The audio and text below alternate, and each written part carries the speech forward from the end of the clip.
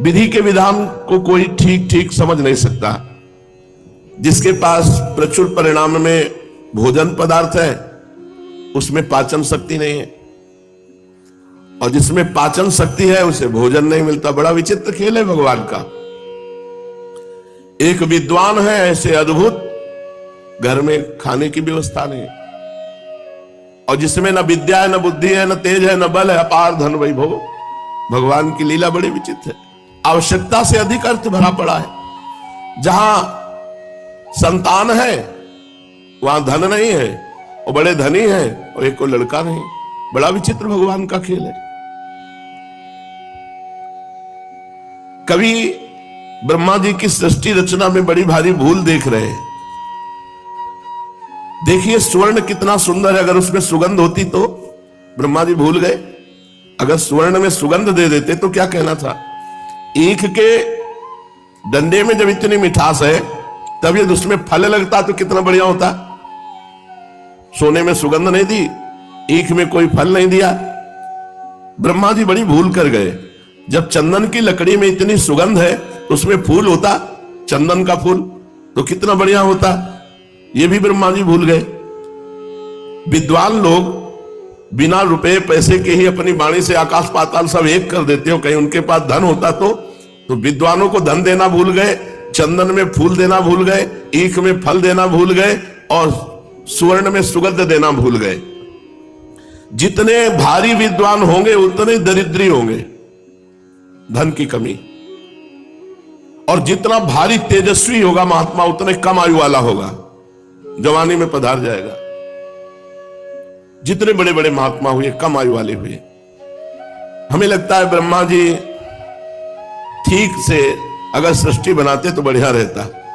किसी कवि ने कहा कि गंधा सुवर्णे फल मिक्षु दंडे नाकारी पुष्पम खलु चंदनेशु विद्वान धनाढ्यो न तो दीर्घ जीवी धातु पुरा कोपि न बुद्धि दधो भूत।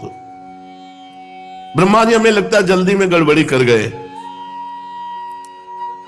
ब्रह्मा जी जरूर ही ये गड़बड़ी कर गए। विद्वानों को निर्धन नहीं बनाना चाहिए, विद्वानों को धनी बनाना चाहिए। पर विद्वानों को अन्य पुरुषों के आश्रित रहना पड़ता है। देखा आपने, देखा है महाभारत पूरी कंठस्थ, महाभारत पूरी कंठस्थ। उनको ऐसे बैठ जाए तो श्लोक सहित बोल और फटी धोती पहले। भोजन के लिए कोई दूसरा ही निमंत्रण उनको देगा। मतलब भारी धन की हानि और विद्वता चरम सीमा की। ऐसा ही कुछ महाप्रभु के घर में था। विद्वता, ज्ञान, वैराग्य, भक्ति की मूर्ति है महाप्रभु। अब बूढ़ी मैया है, कोई पूर्व की प्रॉपर्टी नहीं है, अब ब्याह हो गया है तो अर्थ की आवश्यकता है। उस समय ऐसा नहीं था कि संस्कृत पाठशाला में बड़ी भारी दक्षिणा मिलती हो, जैसे अब पेमेंट सरकारी मिलती है। ऐसा नहीं था, अपनी अपनी पाठशाला है, कुछ जो कुछ उससे मिल गया। ऐसे कोई सरकारी पैसा थोड़ी मिलता था। अब ये तो कहो कि बड़ी सौम्य और सहनशील लक्ष्मी देवी थी, जो कभी अपनी कोई मांग ही महाप्रभु से नहीं की। जो कुछ घर में उसी से काम चला रहे। निमाई पंडित विद्वान थे, गुणवान थे, रूपवान थे, तेजवान थे, पर धनवान नहीं थे। सांसारिक धन नहीं था उनके यहां, निर्धनता का साम्राज्य था। किंतु निमाई पंडित को तनिक भी इसकी व्यथा नहीं थी कि मैं निर्धन हूं। उनके सामने किसी भी प्रकार की परिस्थिति उनको दुख नहीं दे सकती थी। यह भगवान में चित्त जोड़ने से होता है। निमाई को जरा भी परवाह नहीं थी कि हमारे घर में धन नहीं। उन दिनों योग्य और नामी पंडित देश विदेशों में अपने योग्य छात्रों के साथ भ्रमण करते थे। सदगृहस्थ ऐसे विद्वानों को धन दे दिया करते थे, पूजा करते थे, वस्त्र आदि दे दिया करते थे। कुछ विद्वानों ने निमाई से कहा कि आप भी थोड़ा भ्रमण करो, तो भ्रमण करने से कुछ विद्वता का प्रकाश होगा और धन मिल जाएगा, जिससे परिवार का पोषण होगा। तो निमाई की भी पूर्व बंगाल में भ्रमण करने की इच्छा हुई। उन्होंने अपनी माता की अनुमति से अपने कुछ योग्य छात्रों के साथ पूर्व बंगाल की यात्रा की। उस समय लक्ष्मी देवी को उनके पिता के घर में रख दिया। मतलब बड़ी विचित्र भगवान की बात है कि ऐसे महापुरुषों के घर में भी ऐसी अव्यवस्था, जबकि बड़े बड़े मूर्खों में खूब धन संपत्ति देखी गई। तो ये वैसा ही है जैसे भगवान प्रकट हो रहे हैं देवकी वसुदेव जी कारागार में। यही भगवान की बड़ी विचित्रता है। जिनका नाम ले ले तो भवबंधन मुक्त हो जाए, वो स्वयं आ रहे हैं और माता पिता बंधन युक्त है। श्री गंगा जी को पार करके निमाई पंडित अपने शिष्यों के साथ पद्मा नदी के तट पर राढ़ देश में पहुंचे। बंगाल में भगवती भागीरथी की दो धाराएं हो जाती हैं। गंगा जी की मूल शाखा पूर्व की ओर जाकर जो बंगाल के उपसागर में मिली उसका नाम पद्मावती है। दूसरी जो नवद्वीप होकर गंगा सागर में जाकर समुद्र से मिली उसे भागीरथी गंगा कहते हैं। ब्रह्मपुत्र नदी के और दक्षिण तट से लेकर पद्मा नदी पर्यंत के देश को राढ़ देश कहते हैं। पहले बंगाल इसे ही कहते थे। उत्तर तट को गौड़ देश कहते थे। दक्षिण तट को बंगाल या राढ़ के नाम से पुकारते थे, आज जिसे पूर्व बंगाल कहते हैं।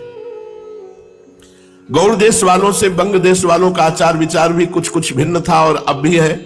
निमाई पंडित ने पद्मा के किनारे किनारे पूर्व बंगाल के बहुत से स्थानों में भ्रमण किया। जो भी लोग इनका आगमन सुनते हुए यथाशक्ति भेंट लाकर इनको समर्पित करते। वहां के विद्यार्थी कहते, हम बहुत दिनों से आपकी प्रशंसा सुन रहे हैं। आपकी लिखी हुई व्याकरण की टिप्पणी बड़ी ही सुंदर है। हमें अपने पाठ में उससे बहुत सहायता मिलती है। कोई कहते, आपकी पदधूल से देश पावन बन गया। आपके प्रकांड पांडित्य की हम प्रशंसा ही मात्र सुनते थे, आपके गुणों की कौन प्रशंसा कर सकता है। इस प्रकार लोग भांति भांति से निमाई की प्रशंसा करते और पूजा करते। इनके साथियों को भय था कि पंडित जी यहां भी नवद्वीप की भांति चंचलता न कर दे, किंतु महाप्रभु देश काल को समझते थे। बहुत गंभीर बर्ताव। कई मास तक ये पूर्व बंगाल में भ्रमण करते रहे, किंतु एक मिनट भी कभी चंचलता नहीं की। कई महीने गंभीर स्वभाव, एक गंभीर पंडित की भांति सदा बने रहते थे। इनसे जो जिस विषय का प्रश्न पूछता उसे उसी प्रश्न के अनुसार यथावत उत्तर देते। यहां इन्होंने वैष्णवों की कभी आलोचना नहीं की, उल्टा भगवत भक्ति का सर्वथा प्रचार किया। इन्होंने लोगों के पूछने पर भगवान नाम का महात्म्य बताया, भक्ति की श्रेष्ठता सिद्ध की और कलयुग में भक्ति मार्ग को ही सर्वश्रेष्ठ, सुलभ और सर्वोपयोगी बताया। किंतु ये बातें इन्होंने एक विद्वान पंडित की हैसियत से कही थी। जैसे विद्वानों से जो भी प्रश्न करो उसी का शास्त्रानुसार उत्तर दे देंगे। भक्ति का असली स्रोत तो इनका अभी अव्यक्त रूप से छिपा ही हुआ था, उसके प्रवाहित होने में अभी देरी थी। फिर भी इनके पांडित्यपूर्ण उत्तरों से राढ़ देशवासी श्रद्धालु मनुष्यों को बहुत लाभ हुआ। वे भगवान नाम और भक्ति के महत्व को समझ गए। उनके हृदय में भक्ति का एक नया अंकुर उत्पन्न हुआ, जिसे पीछे से गौरांग की आज्ञा अनुसार नित्यानंद प्रभु ने प्रेम से सींचकर पुष्पित, पल्लवित, फलान्वित बनाया। इस प्रकार ये शास्त्रीय उपदेश करते हुए राढ़ देश के मुख्य मुख्य स्थानों में घूमने लगे।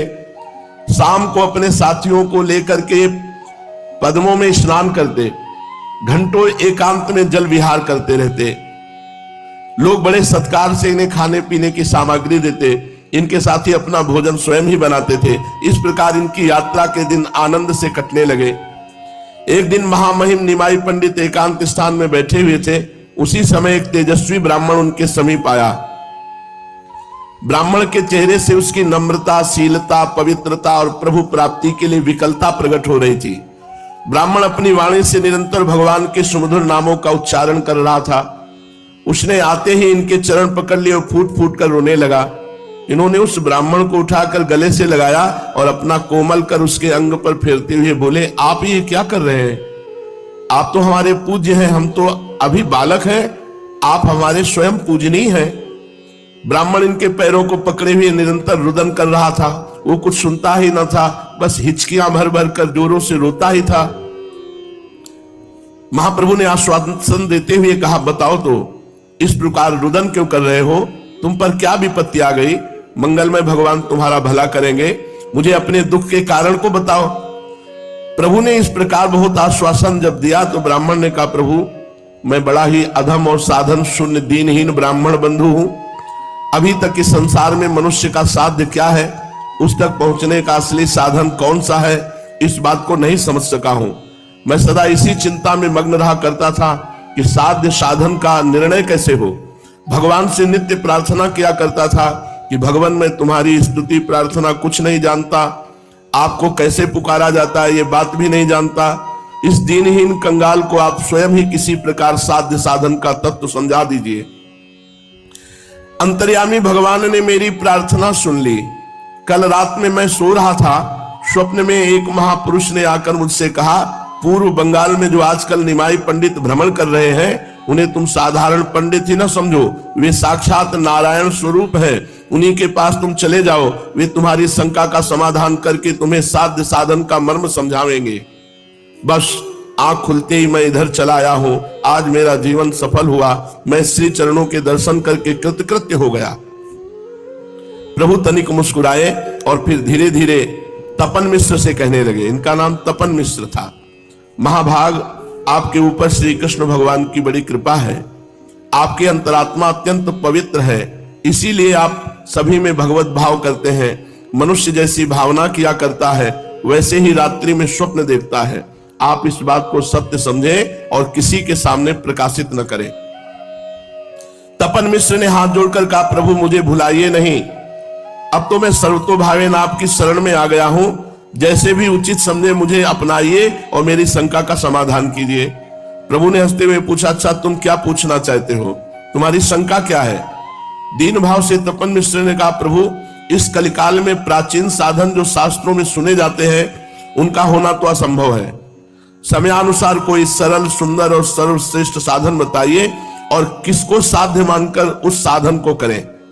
प्रभु थोड़ी देर चुप रहे, फिर बड़े ही प्रेम के साथ तपन मिश्र से बोले, विप्रवर, प्रभु प्राप्ति ही मनुष्य का मुख्य साध्य है। उसकी प्राप्ति के लिए प्रत्येक युग में अलग अलग साधन होते हैं। सतयुग में ध्यान ही मुख्य साधन समझा जाता था। त्रेता में बड़े बड़े यज्ञों के द्वारा उस यज्ञ पुरुष भगवान की अर्चना की जाती थी। द्वापर में पूजा अर्चा के द्वारा प्रभु प्रसन्नता समझी जाती थी। किंतु कलयुग में केवल भगवान नाम, केवल भगवान नाम जप, भगवान नाम कीर्तन से ही भगवत प्राप्ति है। कृते अध्यायतो विष्णु त्रेतायाम यजतो मखई द्वापरे परिचर्यायाम कलौ तद्धरि कीर्तना। कलयुग में केवल नाम जप नाम कीर्तन से भगवत प्राप्ति है। त्रेता में यज्ञों के द्वारा, सतयुग में ध्यान के द्वारा, द्वापर में पूजा के द्वारा, कलयुग में केवल भगवान नाम जप भगवान कीर्तन। बस सब साधनों को छोड़कर हरिनाम का ही आश्रय पकड़ना चाहिए। भगवान व्यास देव ने 3 बार प्रतिज्ञा करते हुए कहा, हरिर नाम हरिर नाम हरिर नाम एव केवलम कलौ नास्तेव नास्तेव नास्तेव गतिरन्यथा। कलयुग में केवल हरि का ही नाम सार है। मैं प्रतिज्ञा करके कहता हूं, कलयुग में हरिनाम को छोड़कर दूसरी गति नहीं है, नहीं है, नहीं है। लोग हरिनाम का महात्म न समझकर संसार में भांति भांति की यातनाएं सह रहे हैं। जो भगवान नाम की महिमा समझ लेगा फिर उसे भव बाधाएं व्यथा पहुंचा ही नहीं सकती। मैं तुम्हें सार से सार बात, गुह से गुह साधन बताए देता हूं। इसे खूब यत्न पूर्वक स्मरण करना और इसे ही अपने जीवन का मूल मंत्र समझना। संसार सर्प दष्टानां मेकमेव सुभेषजम सर्वदा सर्वकालेषु सर्वत्र हरिचिंतनम। सार बात है, संसार रूपी सर्प के काटे हुए मनुष्य के लिए एक ही सर्वोत्तम औषधि है। वो ये कि हर समय, हर काल में, हर स्थान में निरंतर हरि स्मरण ही करता रहना चाहिए। प्रभु के मुख से साधन का गुह्य रहस्य सुनकर मिश्र जी को बड़ा ही आनंद हुआ। आनंद के कारण उनकी आंखों में से अश्रुधारा बहने लगी। उन्होंने रोते रोते प्रभु के चरण पकड़कर प्रार्थना की, प्रभु आपकी असीम अनुकंपा से आज मेरे सभी संशयों का मूलोच्छेदन हो गया। अब मुझे कोई भी शंका नहीं रही। अब मेरी यही अंतिम प्रार्थना है कि मुझे श्री चरणों से पृथक न कीजिए, सदा श्री चरणों के ही समीप बना रहूं, ऐसी आज्ञा प्रदान कीजिए।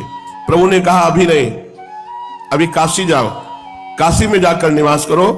कालांतर में हम भी काशी जी आवेंगे, तभी आपसे भेंट होगी और आपको वहीं काशी में जाकर रहना चाहिए। प्रभु की आज्ञा सिरोधार करके तपन मिश्र काशी को चले गए और इधर प्रभु अपने घर लौटने की तैयारियां करने लगे।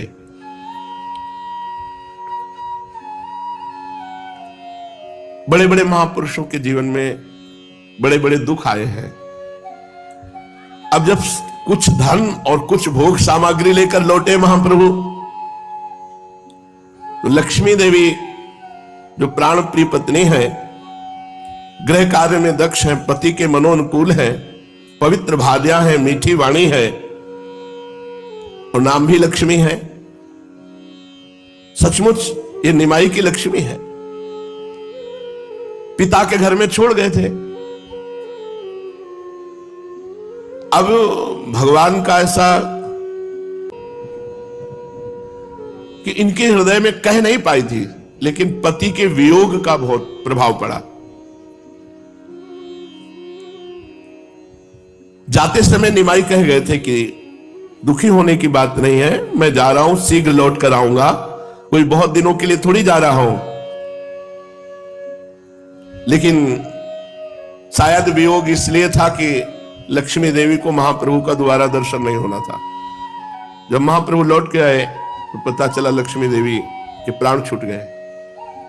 अभी तो नया विवाह हुआ था। लक्ष्मी देवी पति के वियोग में खिन्न चित्त से दिन गिनने लगी। उन्हें पति के बिना यह संपूर्ण संसार सुना ही सुना दृष्टिगोचर होने लगा।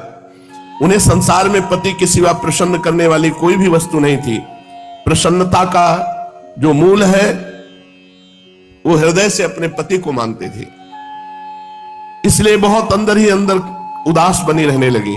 उदासी के कारण अन्न जल भी छूट गया।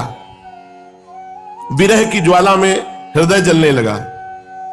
उनके पिता ने चिकित्सकों को दिखाया, किंतु बेचारे संसारी वैद्य इस प्रेम रोग का निदान कर ही क्या सकते। बात पित्त कफ के सिवा वो चौथी बात जानते ही नहीं। इन तीनों से विलक्षण ही ये प्रेम विकार व्याधि है। इस कारण वैद्यों के उपचार से कोई लाभ नहीं हुआ।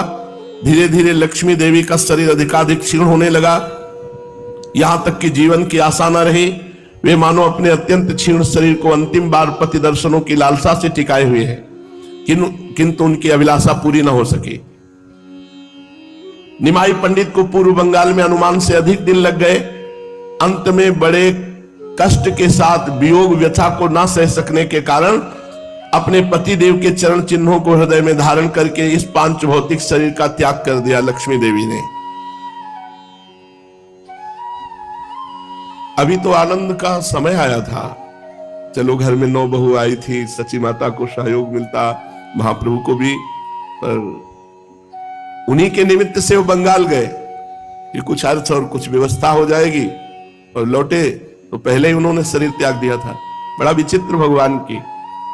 घर वालों ने रोते रोते उनके सभी संस्कार किए। इधर निमाई पंडित को पूर्व बंगाल में भ्रमण करते हुए कई मास बीत गए। अब इन्हें घर की चिंता होने लगी। इन्हें भान होने लगा कि हमारे घर पर कोई अनिष्ट हुआ है। हृदय के भाव तो असंख्यों कोशों पर से हृदय में आ जाते हैं। लक्ष्मी देवी की अंतिम वेदना इनके हृदय को पीड़ा पहुंचाने लगी। इन्हें अब कहीं आगे जाना अच्छा नहीं लगा, इसलिए इन्होंने साथियों को नवद्वीप लौट चलने की आज्ञा दी। आज्ञा पाकर सभी नवद्वीप लौट चलने की तैयारियां करने लगे। बहुत से नवीन छात्र भी विद्योपार्जन के निमित्त इनके साथ हो लिए थे। उन सभी को साथ लेकर नवद्वीप की ओर चल पड़े। इन्हें काफी धन तथा अन्य आवश्यक वस्तुएं भेंट उपहार में प्राप्त हुई थी। थोड़े दिनों में फिर नवद्वीप लौट आए। इनके आगमन का समाचार बिजली की तरह नगर में फैल गया। इनके इष्ट मित्र, स्नेही तथा पुराने छात्र दर्शनों के लिए इनके घर पर आने लगे। ये सभी से यथोचित प्रेम पूर्वक मिले। सभी ने यात्रा के कुशल समाचार पूछे। इन्होंने सबसे पहले अपनी माता के चरणों को स्पर्श किया। माता का चेहरा मुरझाया हुआ था। वे पुत्र वधू के वियोग और पुत्र की चिंता के कारण अत्यंत दुखी सी मालूम पड़ती थी। चिरकाल के बिछड़े हुए अपने प्रिय पुत्र को पाकर माता के सुख का वारा पार न रहा। गौ जिस प्रकार बिछड़े हुए बछड़े को पाकर उसे प्रेम से चाटने लगती है, उसी प्रकार माता निमाई के युवा शरीर के ऊपर अपना शीतल और कोमल कर कमल फिराने लगी। उनकी आंखों से निरंतर प्रेमाश्रु निकल रहे थे। निमाई ने हंसते हुए पूछा, अम्मा सब कुशल है ना? मुझे अनुमान भी नहीं था कि इतने दिन लग जाएंगे। तुम्हें पीछे कोई कष्ट तो नहीं हुआ? पुत्र के ऐसा पूछने पर माता चुप हो रही। तब किसी दूसरी स्त्री ने बताया कि लक्ष्मी देवी का परलोक गमन हो गया है। सुनते ही महाप्रभु के चेहरे पर दुख, संताप और वियोग के भाव प्रकट होने लगे। माता और भी जोरों के साथ रुदन करने लगी। निमाई की भी आंखों में आंसू आ गए और उन्हें पोंछते हुए धीरे धीरे से माता को समझाने लगे, मां विधि के विधान को मेट ही कौन सकता है। जो भाग्य में बदा होगा वो तो अवश्य ही होकर रहेगा। इतने ही दिनों तक तुम्हारी पुत्र वधू का तुमसे सहयोग बदा था, इस बात को कौन जानता था।